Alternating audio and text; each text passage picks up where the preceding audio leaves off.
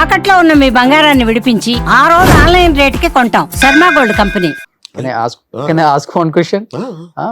ఇప్పుడు నాన్న లేరు కదా, నాన్న చనిపోయారు. 10 years అయిపోయింది. సో అమ్మకి 75. బాగా యాక్టివ్ ఉంటారు ఇప్పుడు. అంత మామూలు కాదు. సో మన మార్నింగ్ ఇంటర్వ్యూ అనుకున్నప్పుడు కూడా అమ్మని కొంచెం డెంటల్ గా తీసుకెళ్ళాలి, అది చూసుకొని వస్తాను అన్నారు. యా 75 ఏజ్ లో అమ్మకి 50 సంవత్సరాలు కొడుకున్నాడు కాబట్టి చాలా అపురూపంగా పెంచుకుంటాడు, చూసుకుంటాడు. కూతురులాగే చూస్తాం ఇప్పుడు ఇంకా.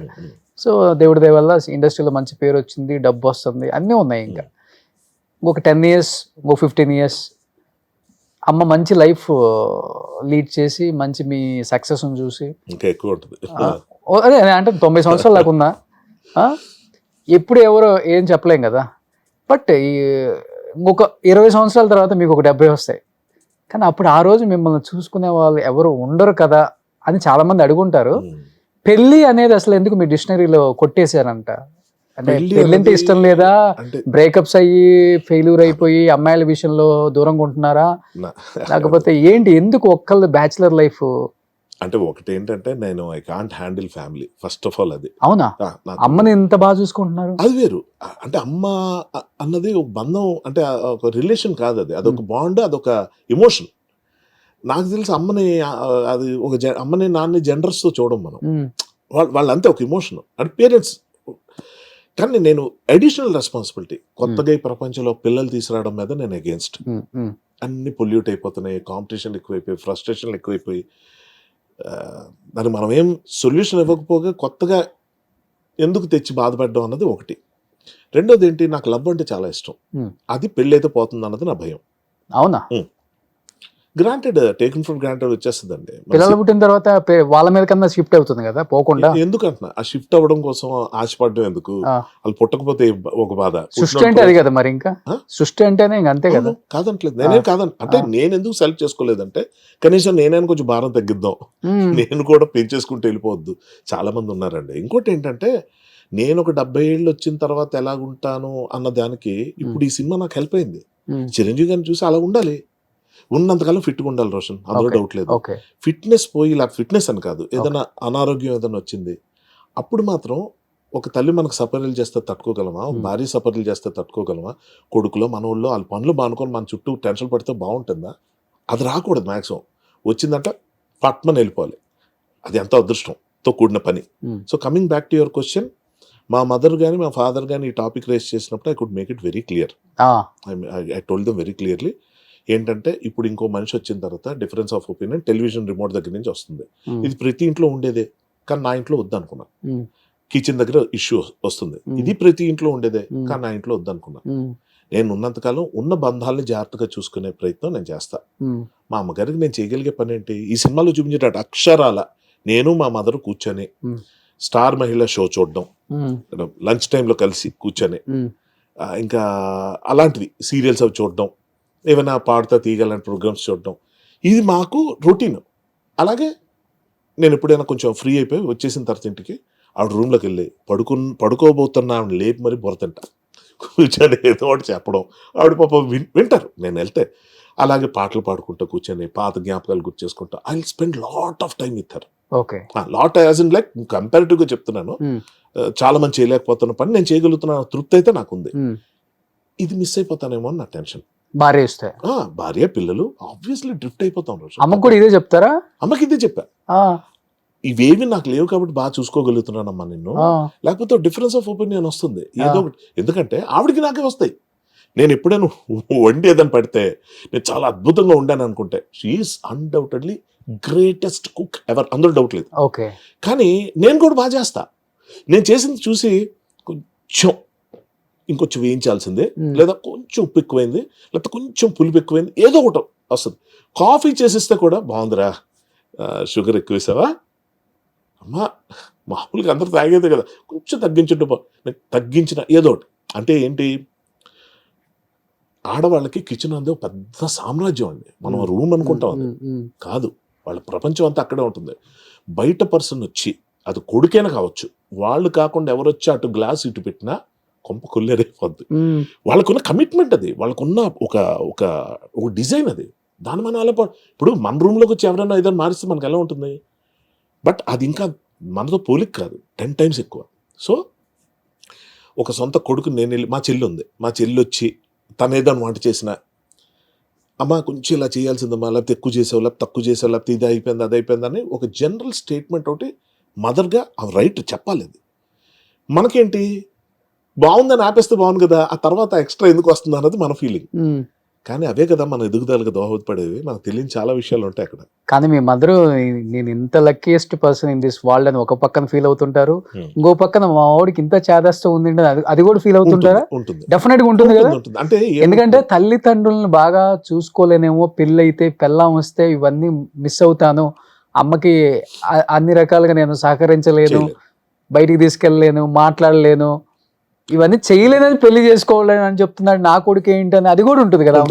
అంటే ఒకటి ఏంటంటే అదొక్కటే రీజన్ కాదు, ఇది ఒక one of the main reasons. అది ఆవిడకి చెప్పేది నేను. ఓకే, నువ్వు నాకు బుర్రతన విషయంలో నేను కానీ చేసుకుని ఉంటే ఎలా ఉండేదో నువ్వు, ఎందుకంటే చాలా చూసామండి ఇళ్లలో, మా రిలేటివ్స్ లోనే ఎన్ని పెళ్ళిళ్ళు పెటాకులు అవుతున్నాయి చూసాం. అది నార్మలే కదా అనేస్తున్నారు అందరూ. నేనంటాను నార్మలే కావచ్చు, కానీ నేను ఎందుకు యాక్సెప్ట్ చేయాలి? అది నేను చేసుకుంటే ది బెస్ట్ హస్బెండ్ ఎవర్ అవ్వాలన్నదే నా గోల్ ఫస్ట్ నుంచి కూడా. ఓకే, ఎవరైనా ఏం చెప్తారు, అరే నువ్వు పెద్దోడు అయిపోతే, ఇప్పుడు మీరు చెప్పినట్టే ఒక ఏజ్ వచ్చిన తర్వాత ఎవరో ఒకరు తోడు ఉండాలి, ఎవరో ఒకరు ఏదో చేయాలి. అలా మా పెద్దనాన్నగారు బిగ్గెస్ట్ ఎగ్జాంపుల్ అండి ఇందులో. ఆయన చాలా లేట్ ఏజ్లో పెళ్లి చేసుకున్నారు. ఆయన బాధ్యతలన్నీ తీరిపోయిన తర్వాత వాళ్ళు వీళ్ళు ఎవరైతే చేసుకోరా అని చెప్తే చేసుకున్నారు. ఎవరైతే తోడుగా వస్తారనుకున్న మా పెద్దమ్మ ఎవరైతే ఉన్నారో ఆవిడకి అన్ఫార్చునేట్లీ మస్కులర్ డిస్ట్రోఫీ వచ్చింది. అంటే ఒక్కొక్క పార్టు ఇన్వాలిడ్ అయిపోతుంటుంది, కొలాప్స్ అయిపోతుంది. గెస్ వాట్, ఆవిడ టోటల్ కొలాప్స్ అయిపోయిన తర్వాత ఇఫ్ ఐఎమ్ నాట్ రాంగ్ 15 ఏళ్ళు బతికారు ఆవిడ. ఈయన చేసిన సపరీలండి, అంటే ఆయన సోలోగా బతుకుంటే ఇప్పటికీ he still happy. Let me tell you, మా బాబాయ్లందరికన్నా of course he's the eldest brother. He's almost 90+, physically fit, he does everything by his own. Okay, ఒక అసిస్టెంట్ ఉంటాడు, ఆ అసిస్టెంట్ వైఫ్, ఆ ఫ్యామిలీ ఉంటుంది. అతను వాళ్ళ ఫ్యామిలీ కింద చూస్తాడు అంతే ఆయన. కానీ ఇప్పటికీ అది అందుకో ఇది అందుకో ఉండదండి. ఆయన ఒక గ్లాసుడు ఇక్కడున్న ఏదైనా తీసుకోవాలన్నా ఆయన వెళ్ళి తీసుకుంటారు తప్ప, వెళ్ళి స్విచ్ ఆన్, ఇవన్నీ ఉన్నాయి. ఇవి చూసిన తర్వాత నాకు ఒకటి అనిపించింది, అందరూ అయ్యో పాపం ఇతను పెళ్లి చేసుకున్నాక ఇలాగ ఇబ్బందులు పడ్డారు అని అనుకుంటే, మా పెద్దమ్మ పాయింట్ ఆఫ్ వ్యూలో ఆవిడ ఎవరో నాకు తెలియదు, అంటే బయట ఫ్యామిలీ నుంచి వచ్చారు కాబట్టి ఆవిడ అదృష్టం కదా ఇలాంటి భర్త దొరకడం. భర్త అంటే ఇలా ఉండాలి కదా. సో మనకిప్పుడు మన పేరెంట్స్ చెప్పేటప్పుడు ముఖ్యంగా మగపిల్లలు కండి, అరే నువ్వు మంచి ఫుడ్ తినాలంటే పెళ్లి చేసుకోవాలి, ఇంట్లో ఫుడ్ ఉంటుంది, నీ బట్టలు ఉతకడానికి ఒక మనిషి ఉంటుంది, ఇల్లు క్లీన్ చేసుకోవడానికి చూసుకోవడానికి, నీ పిల్లలు కనడానికి వాళ్ళని చూసుకోవడానికి, నీ ఫినాన్సెస్ లేకపోతే నీకు హెల్ప్ అవ్వడానికి నీకు అసిస్టెంట్ ఒకటి. నువ్వు ముసలాడు వైపు లేవలేని పరిస్థితుల్లో ఆ పెళ్ళం వచ్చి నీకు చేస్తుంది, కానీ బయట వచ్చేవాళ్ళు ఎవరు అంత ఎఫెక్షనేట్గా చేయరు. బయట వచ్చేవాళ్ళు ఎఫెక్షనేట్గా చేస్తారో లేదో నాకు తెలియదు, బట్ నా ఎఫెక్షన్ ఆవిడ మీద ఉంటే నేను ఆ పనులన్నీ ఆవిడతో చేయించుకోనండి. No ways, no chance. నేను ఇంకా గట్టిగా మాట్లాడితే నేను హెల్ప్ అయ్యేలా చూసుకుంటా. దానికి ఏజే ప్రాబ్లం అనుకుంటే, అంటే ముందు నేను ముసలాడిని అయిపోతాను, నాకన్నా 10 ఏళ్ళు 8 ఏళ్ళు చిన్నది చేస్తారు కదా మామూలు పెళ్ళి, అదే ఇష్యూ అనుకుంటే నేను నాకన్నా 10 ఏళ్ళు 12 ఏళ్ళు పెద్దగా చేసుకుంటా. ఇలా మాట్లాడేవాడిని. ఇదేదో కబుర్లు చెప్పి కాలయాపన చేసి పక్క వెళ్ళిపోవడం కాదు. ఇప్పటికీ నేను సింగిల్ గా ఉండడం కారణం అదే. చేస్తే అలా చెయ్యి, లేకపోతే ఉప్పు కారం తింటున్నాం కదా, కోరికలు ఎక్కువ ఉంటాయి కదా, తట్టుకోగలరా? కోరికలకి ప్రేమ ఉంది కదా, పెళ్లి ఎందుకు? ప్రేమ సరిపోద్దా? ప్రేమే సరిపోద్ది. ప్రేమ అంటే ఏమనుకుంటున్నారు, పెళ్లిలో ఉన్నవన్నీ ప్రేమలో ఉంటాయి. ఓకే, గట్టిగా మాట్లాడితే ప్రేమ లేకపోతే పెళ్లిలో అది కూడా అంటే వేరే వాళ్ళతో రిలేషన్షిప్స్ ఉన్నాయి చాలా. అందుకని అన్నాను లివింగ్ రిలేషన్ కూడా కాదు, అలా ఒకటి ఏదో ట్రై చేసి అది కూడా ఫెయిల్ అయింది. బట్ ఫెయిల్ అదేనా మీరు సూసైడ్ చేసుకోవాలనుకున్నారు, ఏదో లవ్ ఫెయిల్యూర్ అయిందని? అది వేరు. అది ఎప్పుడో ఫస్ట్ లో ఒక 7 ఏళ్ళు అయ్యి ఫస్ట్ ఉంటాయి కదా లవ్, 7 years లవ్ చేశారా? 7 years ఒక రిలేషన్షిప్ కంటిన్యూ అయ్యి బ్రేకప్, సడన్లీ డిసపియర్డ్, కనబడలేదు అమ్మాయి. పెళ్లి చేసుకుందని అదే సినిమాలో శంకర్తో మళ్ళీ అదే ఆయనతో పోల్చి అని అంటారు కదా, సడన్ గా ఏమైందో తెలియదు అమ్మాయికి పెళ్లి అయిపోయింది అంటారు. అలాగే నాకు కూడా ఒక వార్నింగ్ లేదు, ఒక థ్రెట్ లేదు, ఏమీ లేదు. బట్ పాయింట్ ఏంటంటే I was not proper person. అప్పుడు నా కెరీర్ అని నేను ఆమెకు ఫోన్ చేయకపోవటం, ఆమె చేస్తున్న కూడా నేను మళ్ళీ చేస్తానని అటెంటివ్గా లేకపోవటం, maybe she had so many complaints. అదే అంటున్నాను. మనం చాలా మంచోళ్ళు కదా మనకు అనిపిస్తాం, అవతల వాళ్ళకి అనిపించే ప్రయత్నం మనం చెయ్యాలి, కానీ గ్రాంటెడ్ గా తీసుకోవడం వల్ల చెయ్యం. ఓకే. అది పెళ్లి కాకముందే నాకు వచ్చిందంటే, పెళ్లి అయిన తర్వాత హారిబుల్ హస్బెండ్ అయ్యేవాడు నా పిల్లకి. సో నాకు ఇందాక మీరు అన్నట్టు బ్రేకప్స్ అనేవి రీజన్ కాదు యాక్చువల్ గా. ఓకే.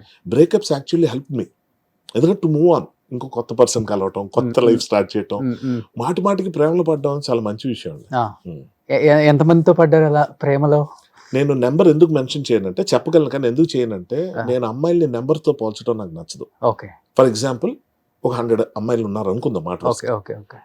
ప్రతి అమ్మాయికి నేను ఈ రోజుకే రుణపడి ఉన్నా. Cross my heart I'm telling. ఏదో గొప్పల కోసం చెప్పాలి. అందరితో ఫిజికల్ రిలేషన్షిప్ ఉంది. యా. గుడ్. బట్ పాయింట్ ఏంటంటే, నేను అలా చూడను.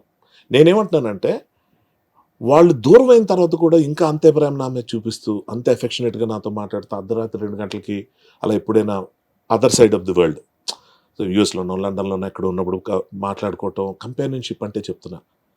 కంపాటబిలిటీ. బ్రేకప్ అయిన ఏ రిలేషన్షిప్లో కూడా పెయిన్ లేదు నాది, విత్ మ్యూచువల్ అండర్స్టాండింగ్. ఇది ఇంతకు మించి వెళ్ళదు అని తెలిసిన తర్వాత నేను I make it very clear అండి. అది నా గర్ల్ ఫ్రెండ్, నా సొంత చెల్లికైనా అదే చెప్తా, నా సొంత మనుషులకైనా. అంటే ఆడపిల్లల గురించి మాట్లాడుతున్నాం కానీ తమ్ముళ్ళు బావలు అంటలేదు. మరదళ్ళకైనా, చెల్లెలకైనా, మేనకోడలకైనా ఎవరికైనా ఒకటి చెప్తా, రిలేషన్ స్ట్రెయిన్ అయిపోతుందంటే మాత్రం దాన్ని దిగదాకా లాక్కండి. ఎమికబుల్గా మీరు అడ్జస్ట్ అవ్వగలిగినంత వరకు చూడండి. ఇది అవ్వట్లేదు ఎప్పటికైనా అనిపిస్తే మాత్రం don't waste your time. Okay. ఆ మనిషికి కష్టమే, మీ వల్ల మీకు కష్టమే, సాగదీయకూడదు. ఎందుకు అంటున్నానంటే మాట, ఎప్పుడో 20 ఏళ్ళ తర్వాత అవుతుందేమో అనుకుంటా. అదేమో ఇన్సూరెన్స్ పాలసీ కాదు, షేర్ మార్కెట్ కాదు. ఈ రోజు అమ్మంది త్వరగా అయిపోవాలి సార్. ఇవాళ మీరు నేను ఉన్నాం, ఫ్రెండ్స్ అయ్యాం, రేపే ఒరే రా అనేసుకోవాలి. అనుకోకపోతే ఎప్పటికీ సారు మీరే ఉంటుంది, తొందరగా అయిపోవాలి కొన్ని. అలాగే బ్రేకప్ కూడా. సుమన్ టీవీలో మీ పర్సనల్ అండ్ బిజినెస్ ప్రమోషన్స్ కోసం కింది నెంబర్కి కాంటాక్ట్ చేయండి.